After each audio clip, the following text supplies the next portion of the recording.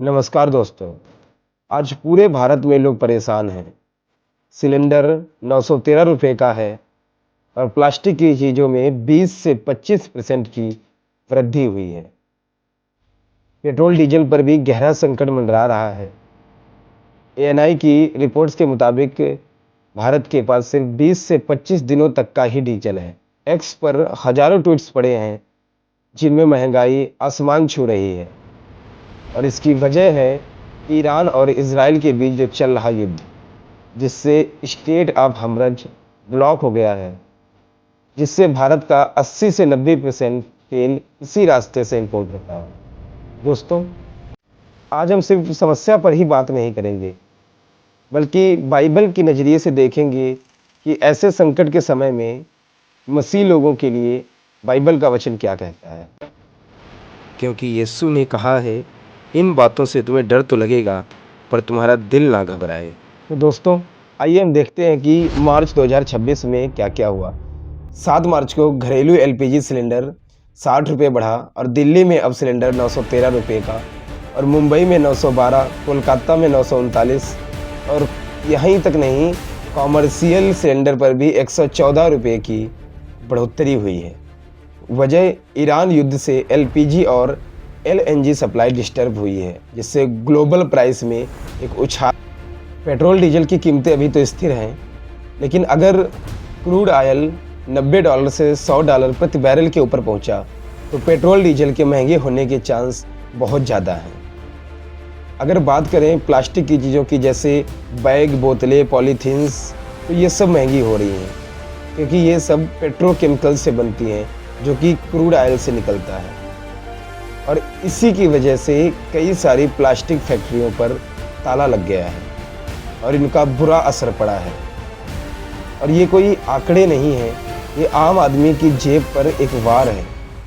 रोटी, कपड़ा, मकान, ज़मीन, हर चीज़ महंगी हो रही है। दोस्तों, मसीह लोगों के लिए ऐसे समय में परमेश्वर ने डरने के लिए नहीं, बल्कि विश्वास के साथ जीने को कहा है।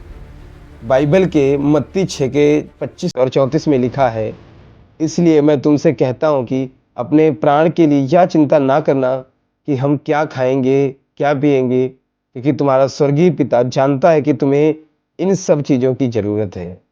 महंगाई है, लेकिन हमारा परमेश्वर बड़ा है। परमेश्वर से बड़ी कोई महंगाई नहीं है। लेकिन परमेश्वर ने नीति वचन 21 के 20 में कहा है, बुद्धिमान का घर बढ़ता है पर मूर्ख सब कुछ फूंक देता है। अनावश्यक खरीदारी कम करें। प्लास्टिक की जगह कपड़े, स्टील के बैग यूज करो जहां संभव हो, और बल्क में सामान खरीदो जब आपको सस्ता मिल रहा हो। गैस बचाओ। आप प्रेशर कुकर यूज कर सकते हैं, इंडक्शन को आप यूज कर सकते हैं। बाइबल में एक और बात लिखी है, गलातियों 6 के 2 में, एक दूसरे का बोझ उठाओ और इसी रीत से मसीह की व्यवस्था को पूरा करो। आप चर्च में गरीब परिवारों को एलपीजी सब्सिडी या राशन में मदद कर सकते हैं। उज्ज्वला स्कीम वाले भाई बहनों को आप सपोर्ट कर सकते हैं। और सबसे बड़ी बात, प्रार्थना और आशा रखो। फिलिपियों 46 के 7 में लिखा है, किसी भी बात की चिंता ना करो, पर हर बात में प्रार्थना और विनती करके अपनी याचिकाएं परमेश्वर के सामने प्रस्तुत करो। रोज प्रार्थना करो कि जल्दी युद्ध समाप्त हो जाए और सप्लाई फिर से बहाल हो, क्योंकि ये अंत के समय है। जैसे मत्ती के 24 में लिखा है, यीशु मसीह ने युद्ध, महंगाई जैसी निशानी बताई हैं।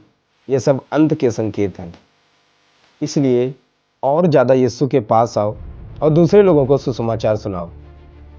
तो मेरे भाइयों, महंगाई है, लेकिन हमारे परमेश्वर से बड़ा या बड़ी कोई भी चीज़ नहीं है। अगर वीडियो आपको अच्छा लगा हो तो लाइक, शेयर और सब्सक्राइब करें। अगर वीडियो आपको अच्छा लगा हो तो लाइक करो, शेयर करो और चैनल को सब्सक्राइब करना ना भूलें, क्योंकि इस चैनल पर पढ़ने वाले हर वीडियो का नोटिफिकेशन सबसे पहले आप तक मिले। परमेश्वर आप सबको आशीष दे। जय मसीह की।